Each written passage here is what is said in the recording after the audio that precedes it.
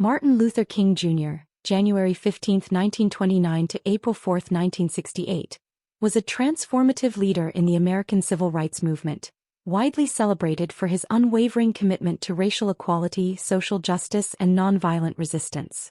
His legacy is deeply intertwined with his leadership in dismantling systemic racism in the United States and his influence on civil rights struggles worldwide. Below is a detailed history of his life and impact. Early life and education. Birth and family. Martin Luther King Jr. was born Michael King Jr. in Atlanta, Georgia, to Reverend Michael King Sr. and Alberta Williams King. His father later changed both their names to honor the Protestant reformer Martin Luther. Education. A precocious student, King skipped grades and enrolled at Morehouse College at the age of 15, graduating with a Bachelor of Arts in Sociology in 1948. He then earned a Bachelor of Divinity degree from Crozer Theological Seminary in 1951 and a Ph.D. in Systematic Theology from Boston University in 1955. Civil rights leadership. Montgomery bus boycott, 1955 to 1956. King rose to prominence as the leader of the Montgomery Improvement Association during the Montgomery bus boycott, which was sparked by Rosa Parks' arrest for refusing to give up her bus seat to a white passenger. This 381-day boycott led to the Supreme Court ruling that segregation on public buses was unconstitutional. Southern Christian Leadership Conference, SLC. In 1957, King co-founded the SLC, an organization dedicated to achieving civil rights through nonviolent means. As its first president, he became a national figure advocating for racial justice. I Have a Dream speech. 1963. King's most iconic moment came during the March on Washington for Jobs and Freedom on August 28, 1963. Speaking from the steps of the Lincoln Memorial, his I Have a Dream speech envisioned a racially integrated and harmonious America. Key campaigns and achievements. Birmingham Campaign, 1963. King led protests in Birmingham, Alabama, to challenge segregation. His arrest during the campaign produced the famous letter from Birmingham jail, a compelling defense of civil disobedience against unjust laws. Civil Rights Act of 1964. King's efforts were instrumental in the passage of the Civil Rights Act, which outlawed discrimination based on race, color, religion, sex, or national origin. Selma to Montgomery marches, 1965. King organized marches to demand voting rights for African Americans, culminating in the Voting Rights Act of 1965, which prohibited racial discrimination in voting. Poor People's Campaign, 1968. Near the end of his life, King shifted focus to economic justice, planning the Poor People's Campaign to address poverty across racial lines. Philosophy of nonviolence. King's philosophy was deeply influenced by Mahatma Gandhi's principles of nonviolent resistance and Christian teachings of love and forgiveness. He believed that nonviolent protest could expose the immorality of segregation and inspire moral clarity among Americans. Assassination and legacy. Assassination. On April 4, 1968, Martin Luther King Jr. was assassinated in Memphis, Tennessee, while supporting striking sanitation workers. His death sent shockwaves across the world and led to an outpouring of grief and reflection on his achievements. Legacy. King remains a symbol of justice, equality, and nonviolence. His birthday, January 15, is observed as Martin Luther King Jr. Day, a federal holiday in the United States. His writings, speeches, and leadership continue to inspire movements for civil rights, social justice, and equality globally. Honors. Nobel Peace Prize. In 1964, King became the youngest recipient of the Nobel Peace Prize for his efforts to combat racial inequality through nonviolent resistance. Monuments and memorials. The Martin Luther King Jr. Memorial in Washington, D.C. and countless streets, schools, and buildings bear his name as a testament to his enduring influence. Martin Luther King Jr.'s life remains a powerful reminder of the struggle for equality and the profound impact of one individual's vision for a just world.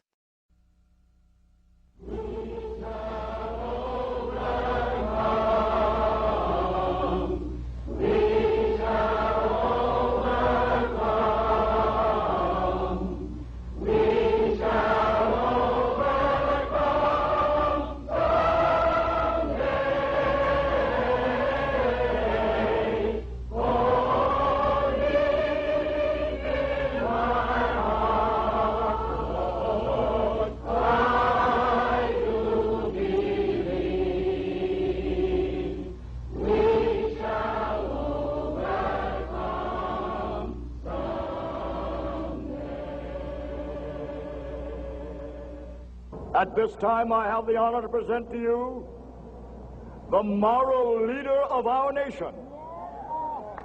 I have the pleasure to present to you Dr. Martin Luther King, Jr.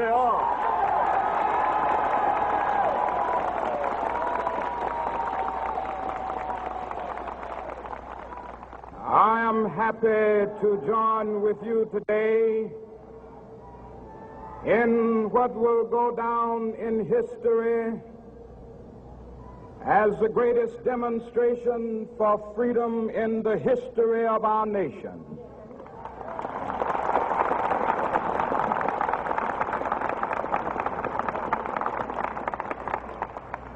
Five score years ago, a great American in whose symbolic shadow we stand today signed the Emancipation Proclamation. This momentous decree came as a great beacon light of hope to millions of Negro slaves who had been seared in the flames of withering injustice. It came as a joyous daybreak to end the long night of their captivity. But 100 years later,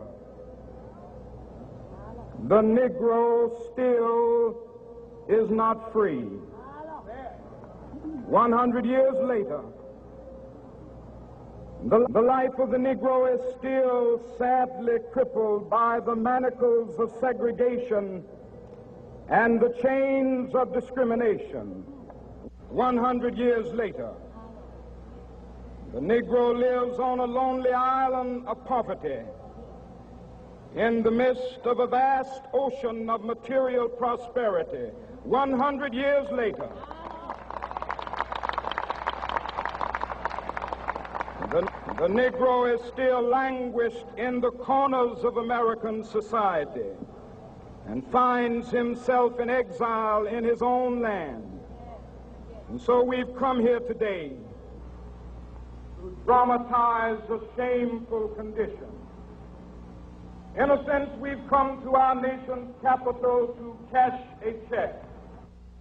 When the architects of our republic wrote the magnificent words of the Constitution and the Declaration of Independence, they were signing a promissory note to which every American was to fall heir. This note was a promise that all men, yes, black men as well as white men, would be guaranteed the unalienable rights of life, liberty, and the pursuit of happiness. It is obvious today that America has defaulted on this promissory note insofar as her citizens of color are concerned. Instead of honoring this sacred obligation, America has given the Negro people a bad check, a check which has come back marked insufficient funds.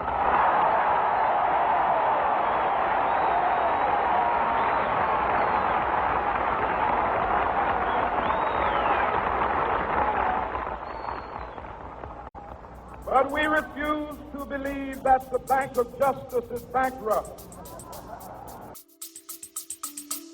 We'll be back after a quick break. Hey there. Welcome to Good Advice Giver. First, we want to start by saying a massive thank you for tuning in today. Whether you're a long-time listener or you're joining us for the first time, we're truly grateful to have you here. We know you've got a lot of options when it comes to podcasts, so the fact that you're spending your time with us means the world. So thank you. That's right. We're excited to have you with us because here on Good Advice Giver, we cover just about everything.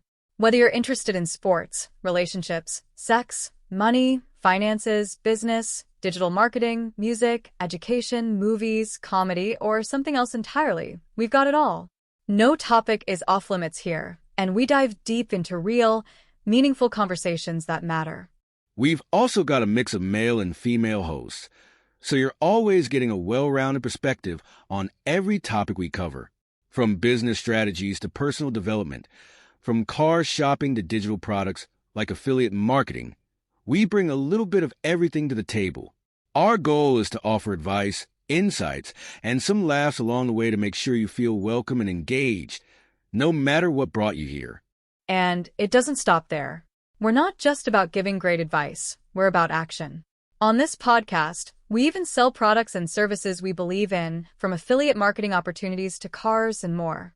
So whether you're looking to boost your business or find practical ways to improve your everyday life, you're in the right place. As always, we want you to stay connected with us. Be sure to download this episode so you can listen anytime, anywhere, whether you're commuting, working out, or just relaxing. And while you're at it, follow us on social media. We're on Instagram, Facebook, Twitter, you name it. That's the best way to stay in the loop for upcoming episodes, behind-the-scenes content, and even giveaways. And don't forget to subscribe to our YouTube channel. We're posting extra content there, including video podcasts and deep dive discussions you won't want to miss. Be sure to like, comment, and subscribe, and let us know what topics you want to hear more about. Lastly, check out the link below in the description for exclusive offers, resources, and more ways to connect with us. We're here for you, and we can't wait to bring you more valuable content. Thanks again for tuning in to Good Advice Giver. Let's get started.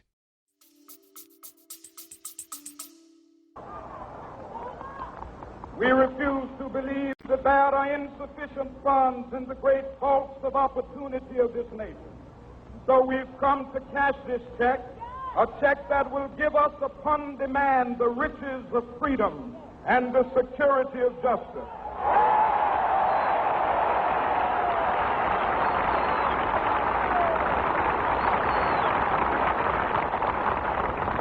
We have also come to this hallowed spot to remind America of the fierce urgency of now. This is no time to engage in the luxury of cooling off or to take the tranquilizing drug of gradualism.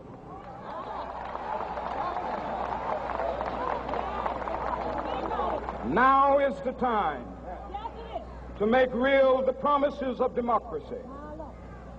Now is the time to rise from the dark and desolate valley of segregation to the sunlit path of racial justice. Now is the time to lift our nation from the quicksands of racial injustice to the solid rock of brotherhood. Now is the time to make justice a reality for all of God's children. It would be fatal for the nation to overlook the urgency of the moment. This sweltering summit of the Negro's legitimate discontent will not pass until that is an invigorating autumn of freedom and equality. 1963 is not an end, but a beginning. Those who hope that the Negro needed to blow off steam and will now be content will have a rude awakening if the nation returns to business as usual.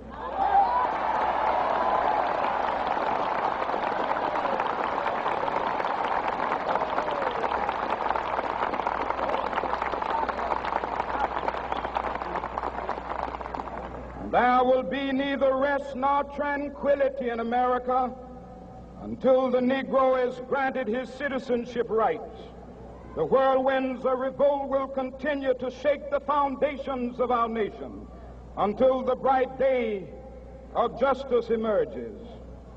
But that is something that I must say to my people who stand on the warm threshold which leads into the palace of justice.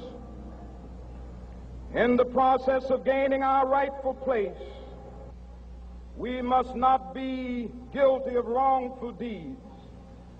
Let us not seek to satisfy our thirst for freedom by drinking from the cup of bitterness and hatred.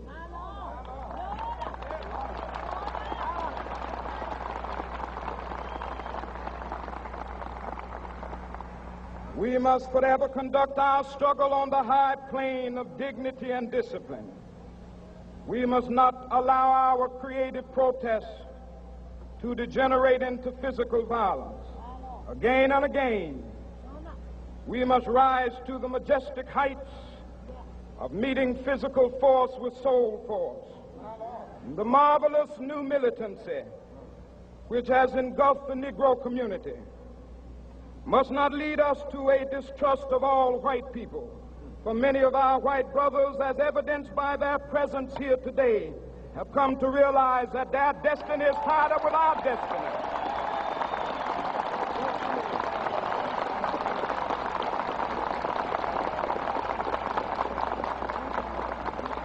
And they have come to realize that their freedom is inextricably bound to our freedom. We cannot walk alone. And as we walk, we must make the pledge that we shall always march ahead. We cannot turn back. There are those who are asking the devotees of civil rights, when will you be satisfied? We can never be satisfied as long as the Negro is the victim of the unspeakable horrors of police brutality. We can never be satisfied as long as our bodies, heavy with the fatigue of travel, cannot gain lodging in the motels of the highways and the hotels of the cities.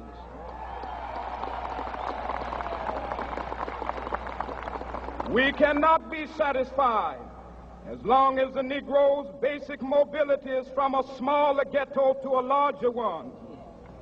We can never be satisfied as long as our children are stripped of their selfhood and robbed of their dignity by signs stating for whites only.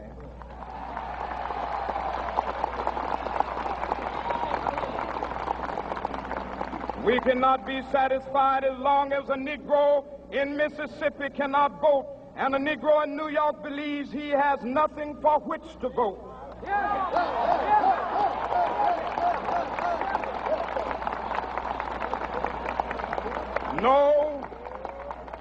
No, we are not satisfied, and we will not be satisfied until justice rolls down like waters and righteousness like a mighty stream.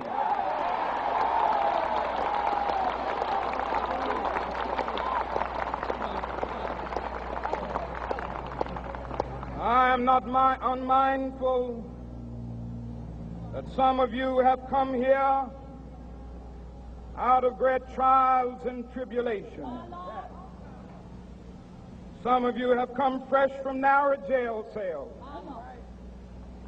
Some of you have come from areas where your quest for freedom left you battered by the storms of persecution and staggered by the winds of police brutality. You have been the veterans of creative suffering. Continue to work with the faith that unearned suffering is redemptive. Go back to Mississippi. Go back to Alabama. Go back to South Carolina. Go back to Georgia. Go back to Louisiana. Go back to the slums and ghettos of our northern cities. Knowing that somehow this situation can and will be changed. Let us not wallow in the valley of despair. I say to you today, my friend,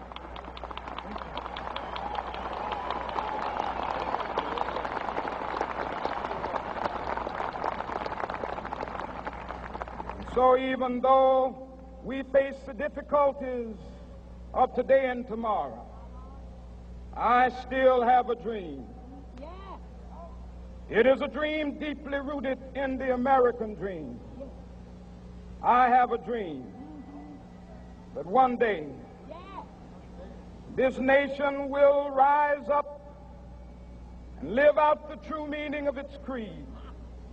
We hold these truths to be self-evident, that all men are created equal.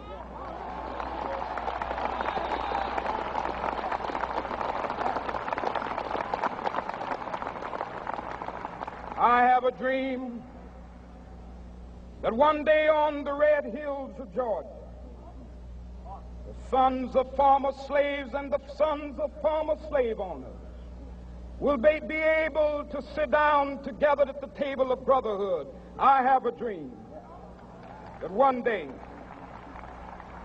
even the state of Mississippi, a state sweltering with the heat of injustice, sweltering with the heat of oppression, will be transformed into an oasis of freedom and justice. I have a dream that my 4 little children will one day live in a nation where they will not be judged by the color of their skin, but by the content of their character. I have a dream today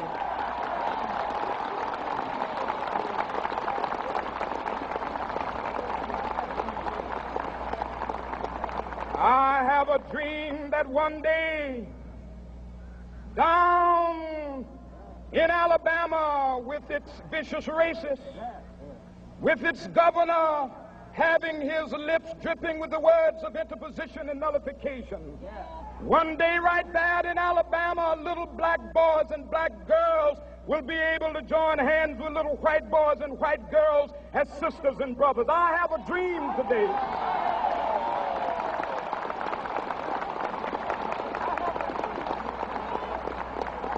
I have a dream that one day every valley shall be exalted, and every hill and mountain shall be made low, the rough places will be made plain, and the crooked places will be made straight, and the glory of the Lord shall be revealed, and all flesh shall see it together. This is our hope. This is the faith that I go back to the South with. With this faith, we will be able to hew out of the mountain of despair a stone of hope. With this faith, we will be able to transform the jangling discords of our nation into a beautiful symphony of brotherhood. With this faith, we will be able to work together, to pray together, to struggle together, to go to jail together, to stand up for freedom together, knowing that we will be free one day. This will be the day. This will be the day when all of God's children will be able to sing with new meaning, my country, tears of thee.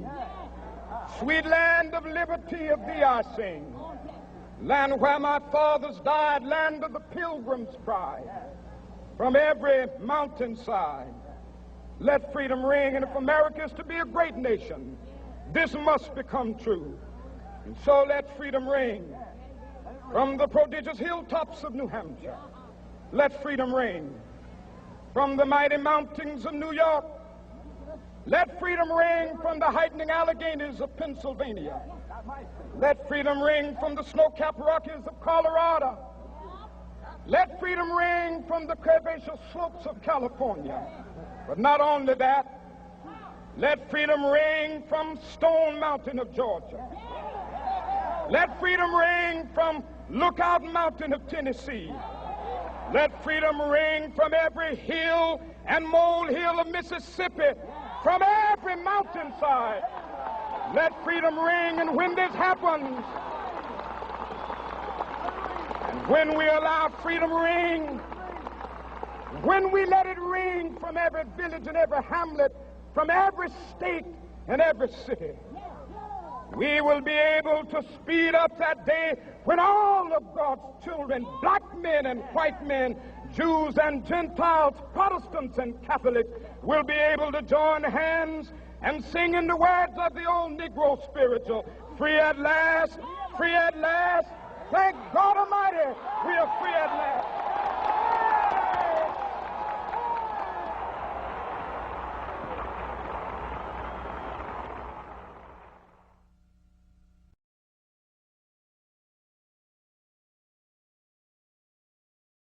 All we say to America is be true to what you said on paper.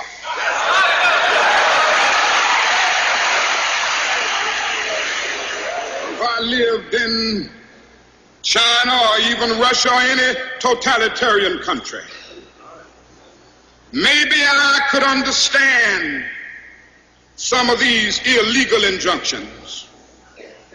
Maybe I could understand the denial of certain basic First Amendment privileges because they haven't committed themselves to that over there. But somewhere I read of the freedom of assembly. Somewhere I read of the freedom of speech. Somewhere I read of the freedom of press. Somewhere I read that the greatness of America is the right to protest far right.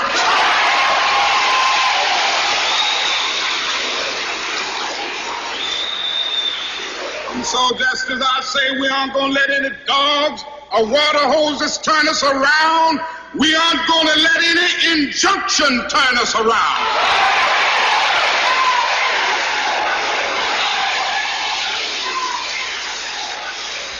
Well, I don't know what will happen now. We've got some difficult days ahead. But it really doesn't matter with me now because I've been to the mountaintop. I don't mind. Like anybody, I would like to live a long life. Longevity has its place. But I'm not concerned about that now. I just want to do God's will. And He's allowed me to go up to the mountain. And I've looked over and I've seen the promised land. I may not get there with you, but I want you to know tonight that we as a people will get to the promised land.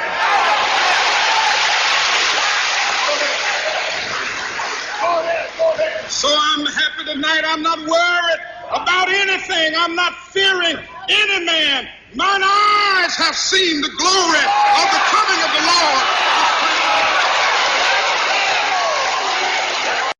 Today is your lucky day. Today is the day that our $3 website works for you, paying you directly to your PayPal daily. Imagine $3 ongoing continuous payments to your PayPal account.